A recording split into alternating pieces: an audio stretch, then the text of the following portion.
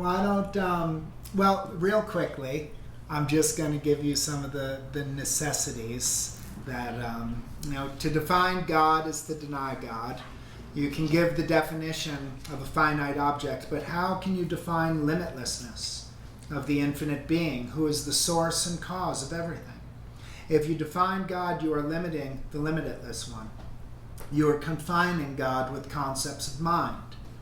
God is beyond reach of the gross mind, but can be realized through japa and meditation, with pure, subtle, and one-pointed mind. There's, so Mala, just briefly, if you know this, it's wonderful, but I feel like I have to talk about some of it, and I hope it's helpful. That there's 108, traditional mantra. I've never done mantra before, and I want to get into mantra. So typically a mala is used, and there's 108 beads on the mala, not including what's called the guru bead, the larger bead in the center.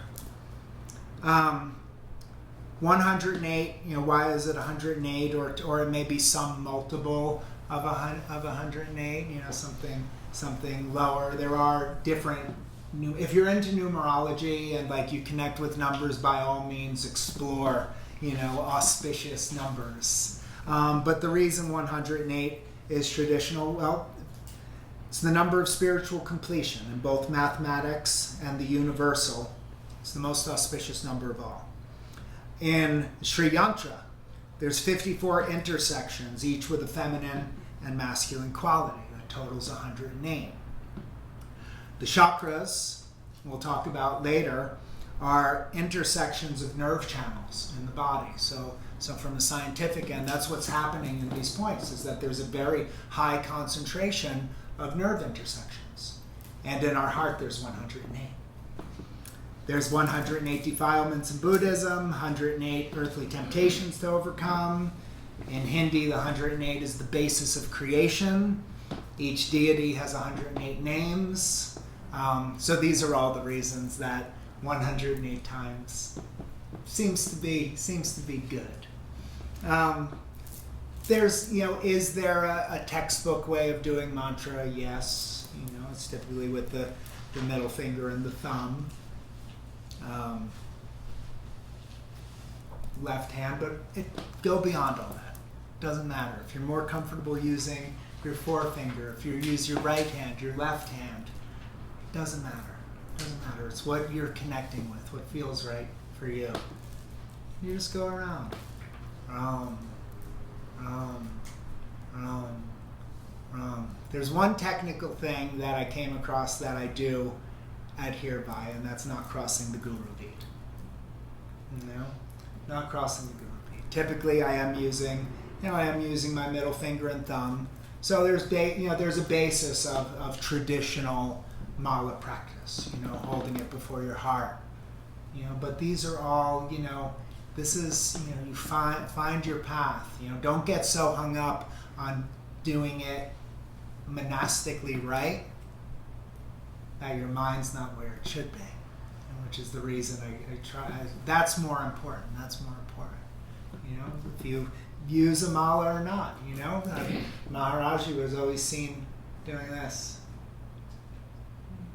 Ram, 12. Ram, Ram, Ram, Ram, Ram, Ram, Ram, Ram, Ram, Ram, Ram. So you don't need this. But I understand our need for it. We do well with imagery. We do well with the stories and the background and the embodiments and the stuff. But as you drop in to that connection, at some point the stuff falls away. In the end, mental worship is more powerful than external. The stuff always falls away.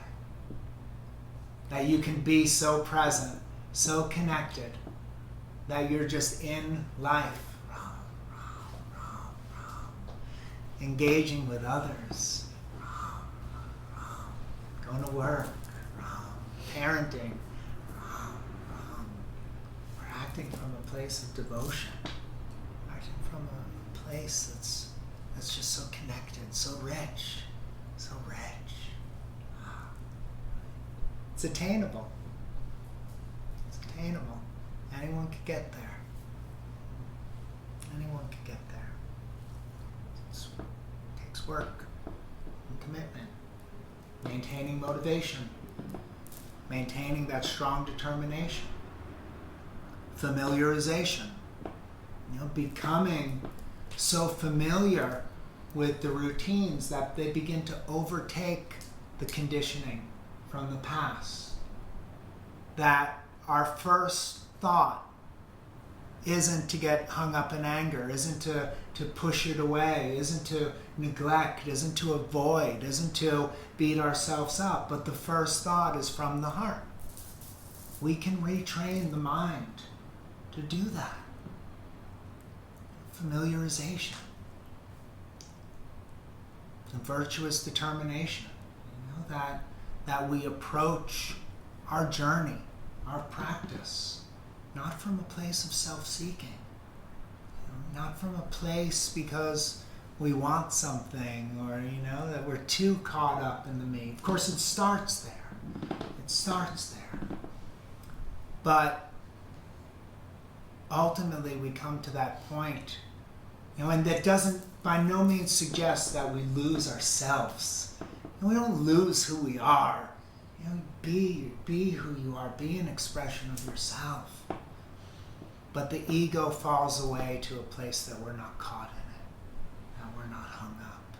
That there's something beyond our vision of what our life is supposed to look like, that we could connect with, that allows whatever it does look like in this moment to just be amazing. A willingness to be shattered by God's majesty over and over and over again, every moment. So, why don't we chant a little bit? How's that sound? I think it does, now that I talked about that, that little number thing, we'll probably get a little out of the order and just kind of do some of the chants that just sound really fun. Also, mantra, you could do it as a breath practice, just repeating the mantra with the natural rhythm of breath. A walking practice. Om, man, ni, pem, me, hum. Writing and drawing practice. Some days I'll journal mantra. Journal mantra, write mantra. That is a practice. That is a practice. So, why don't, So now, chanting. Let's take this a segue into chanting. Here's some mantra. Our body is made up of vibrating energies and cells that move in unison. We've learned that this weekend. When the natural movement and rhythm is disturbed, that's when disease, disorder, difficult emotion comes up. Our cells respond to the chant within our bodies and vibrate to restore harmony. That's what's happening here. It resonates with the chakra system. It activates the flow of subtle energy, uplifts the mood, balances the mind, and in effect takes us to a blissful state. A blissful state. That's what's happening. So this is all connected, and from a place of the healing paradigm, this is trust, this is invocation. This is connecting with something outside of ourselves, but it's also that final state. It's also connecting with wholeness. It's connecting with feelings of wholeness. From their sound approach, what I was just mentioning is what's happening, that our bodies are coming into harmony with the sounds and vibrations that are the sacred sounds of the universe. The words, the seed syllables, these are those sounds. So, coming from all ends, and it's good. Traditionally, kirtan is, call and response. But we're just going to chant together. I find that's, that always works nice. And so I'll start, and, you guys just join in. We'll stop and do a couple different ones, but why don't we just start with Shri Ram, Jai Ram, Jai Jai Ram. So it is on the sheet, but Shri Ram, Jai Ram, Jai Jai Ram. That's victory to Ram.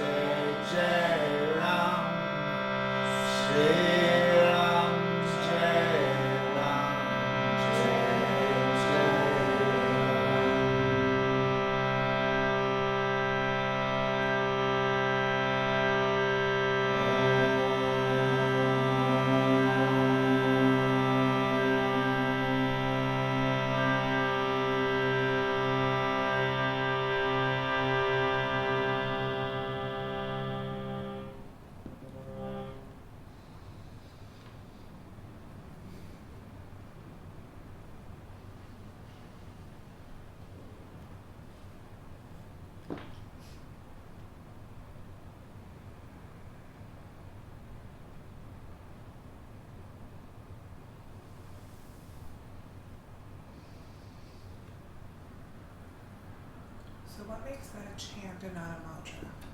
Well, it's a mantra. It is a mantra That we are chanting. that we're chanting. Okay. So, Got it. so In the practice of chant, chant. so chant is just is another way to connect. Got it. And is one better than the other? No. Different strokes for different folks, right? Is that the line from yesterday? Chanting is nice because it involves, and by all means, chant. I chant alone by myself. If just a nice day, I just want to go outside and not be distracted. Not be caught.